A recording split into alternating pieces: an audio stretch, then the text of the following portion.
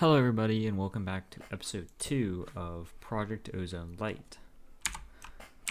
So, in between episodes, I actually did a lot of work. I crafted some of these simple tinker stuff, which is just like wood and just wooden materials put together. Very simple stuff. You can easily just search it up in JAI and find it pretty easily. I also harvested some more materials. I did some sifting, stuff of that sort. Just, so I didn't have to do that on camera. I put together a small farm here just for food production, and some of these resources will actually be useful down the road, so I may as well get it now so I can just harvest it every once in a while and not have to deal with it later. And I made a level down here. From grass seeds from sifting dirt, I put down a grass patch over here. This is down at Y level 10. We need some of these mobs for certain items. The nether portal was very easy to make. I showed you guys how to get lava previously, I believe. You just use a stone barrel and you put lava in it and put water on top. I also put Yellorium blocks under there just to make it go a little bit faster. Quality of life kind of thing. And now we have 16,000 cobblestone. I made grout actually. I put together a smeltery. This is stuff we already know how to do. This smelts into the bricks, which make all of these blocks here. And then I just have hoppers coming out of the bottoms. So nothing I did in between the episodes you can't replicate without any, help, really. I've showed you how to do everything previously. I also transferred some of these mobs in here, just because we want to be able to keep them. These are 2 normal cows, some chickens, and some fluid cows such as biofuel, alumite, molten iron, and fluid cyanide. When I was looking at making a mob farm, the things I ran into, I could make the fans perfectly fine, was I needed the feathers, because if I look at fan, the upgrades require feathers and iron. So even though we have the mob masher, which very simple to craft here, just diamonds, iron, redstone, stuff you can previously make, just you gotta farm it a little bit to be able to get to it. So I've been using these stone tools. They're alright, but especially for killing endermen that spawn and stuff, this stone sword just isn't cutting it. So in this pickaxe and axe, while they're fine, they're really slow. So what I was thinking about doing is using these carbon horse armors I've got from some loot bags from killing a few endermen and throwing it in the smeltery. So what this should allow us to do is make carbon tools. When you have this, you're going to have your tool station, part builder, stencil table, and pattern chest. So stencil table, we're going to want a pickaxe head, a tool rod, a binding, shovel, axe, and then we can't necessarily do the cleaver yet, I don't think. So let's just do these for now. We don't really need a sword just yet because they have enough attack damage to kind of hold us off for now. Yeah, so if I go ahead and get all of those, I put the wooden ones down in there, cobblestone back in here, and how many is that? So it's 5, so that means I need 10 gold. So that is currently 1 block and 6 ingots. That's not terrible. So we have to wait for this gold to smelt down. So if you pour gold onto these, then it comes a cast. And I'm going to do that with the rest of these, and I will be right back. Now that I have all these cast together, I have some in here that I'm not going to currently use. And so I have the tool rod, the bind, and pickaxe. So the pickaxe head I want to make out of carbon. Same with the tool rod, but don't make the binding yet out of carbon. So I smelted down a piece of copper for the binding for one specific reason. So the reason that I did that, well, let's see how many ingots I have. That should be enough, right? Okay. So go ahead and make 2 tool rods, a pickaxe head, 1 binding, an axe, and a shovel head. I go like this. That's a carbon pickaxe.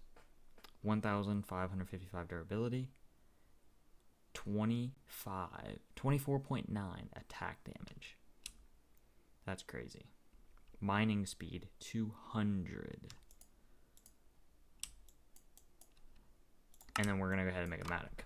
Just because this can act as a shovel, a hoe, axe, all in one. And also has a lot of durability. So we can say bye-bye to these tools. We don't need them. Even the sword has no use to us anymore. See how I got XP there? There's a chance that whenever you mine with this, you're going to get XP. The only thing is you got to be careful around your base because you can insta-mine stuff like that. So, just got to be careful. And the thing you can do, actually, now that you have obsidian set up, and we have gold, there's something very interesting we can do with that. So we go ahead and go like this, take some obsidian, take some gold. Some of you who have played modded in like 1.10 and above before will probably know what I'm doing. Go ahead and smelt some of this down. That should be the last one. So what I've been doing is I've been putting 2 gold in here, and then if you cast it straight into the table with nothing on it, it makes these blank casts. So what we can do with that is we can test out our new axe. We need to go ahead and get some more obsidian. And we're going to use this and make reinforcement modifiers. So that's 10 of them right there. Almost a one hit. Not quite yet, but almost. 3 modifiers currently. Every time you level up, you should get another one. So if I put 3 on here, that gives me reinforcement 3. So if I level this up 2 more times, and I put 5 total on here, it becomes completely unbreakable. So I only need 2 more level ups on each of these. And whenever that happens, I'll just remember to put these on, and I won't have to repair them. So the only way currently to repair them is if I go back over here and I open this chest. I made a sharpening kit cast, and so I have enough to make 3 of those. It's 2 carbon per each one.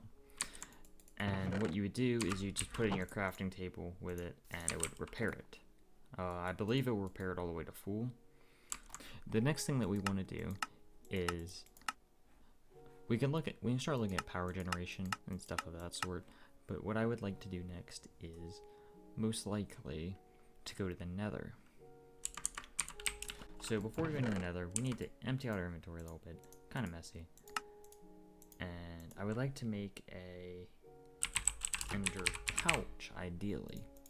So that requires leather. You can get a drying rack from Tinker's Construct. So what these do is turn rotten flesh into leather. So if you wait probably like 20 seconds, it's not too bad, honestly. It's just three slabs of any type. It might have to be oak, I'm not sure, and it will turn into leather. So I'm gonna go ahead. Well, the blaze powder we've already gotten from sifting. Piece of wool we already have. I'm gonna make it a colored piece of wool, just so our pouch is on a different channel from our main one. Whenever we go to, start automating stuff. So I'm gonna go ahead and make this our channel all red. So that's what we're gonna do. Our blaze powder 1, 2, 3, 4, and that should be enough to make this right here. So I don't know if any of you have used this before, but it's basically a double chest that you can just carry around with you, and you can't sort it sadly, but all things come with flaws. Nothing's perfect. So I can put stuff like this in here. I don't really need carbon. I can put that away in there. Like, I can keep stuff I don't necessarily need directly on me in here. And now my inventory is very clean. So I'm going to go ahead and prepare some stuff. And then I'm going to meet you guys in the nether. Okay, so I am now back, and I'm in the nether. Please do not mine ores whenever you first go into the nether. most people don't know this, but ores can explode when you mine them, like with an actual explosion. Those are diamonds. That's nice. So what you want to do is you want to bound your excavate. So I would like mine out 3x3. You mine the middle, and then no. And then you can mine like a big tunnel basically. So my pickaxe is about to level up, and once it levels up, we're gonna use the silky jewel. We're gonna want to level this thing up. There we go. Oh, it looks like there is a lava pool over there. That is actually very unfortunate. I'm gonna go ahead, go put the thing on my pickaxe, because now it has another modifier for it, and I will be right back. So I am now back in the nether. I put the silk touch on my pickaxe, of course, and now we can actually mine some of this stuff without worrying about it exploding in our face. Because if you use silk touch effect, for some reason it doesn't have a chance of blowing up. But got aluminum, got some iron. I don't really need that though. That's copper.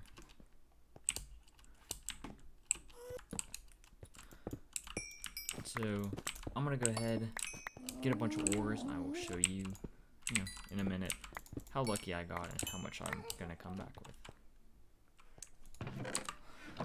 I am now back from the nether, and I think it was a pretty good haul.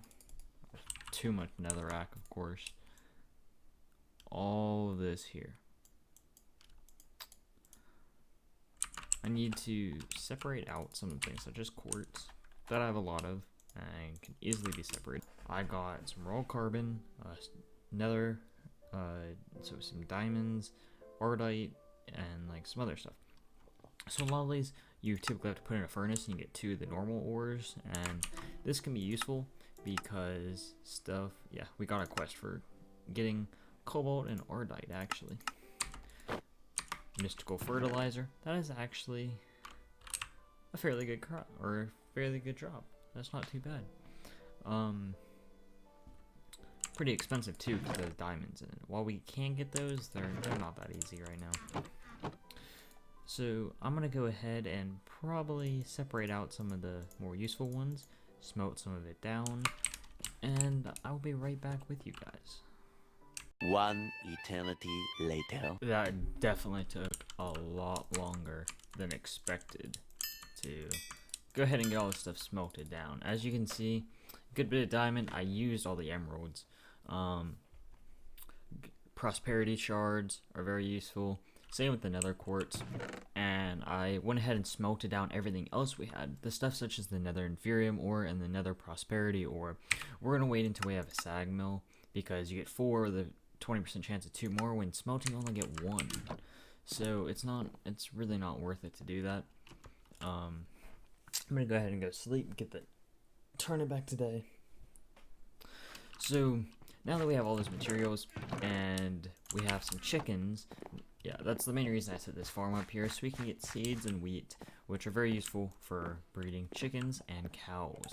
So if I go ahead and breed all these guys, yeah, some of them are lower health because I made a carbon sword with looting 3. Just when I kill these guys, I get at least 1 feather per chicken. Because before I was getting really unlucky, and I need 60 feathers to be. How do you get over there? Oh, you get loot back from the babies. That's terrible.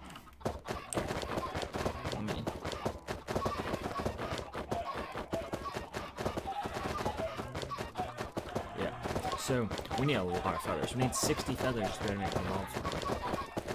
So what I'm gonna go ahead and do is I'm going to get the feathers, and I'm gonna go ahead and build a mob farm, and I will be right back with you guys much later. I went ahead and put this farm together. I got some looting upgrades. I did I've shown you guys how to do basically all this kind of stuff. I got some storage drawers together.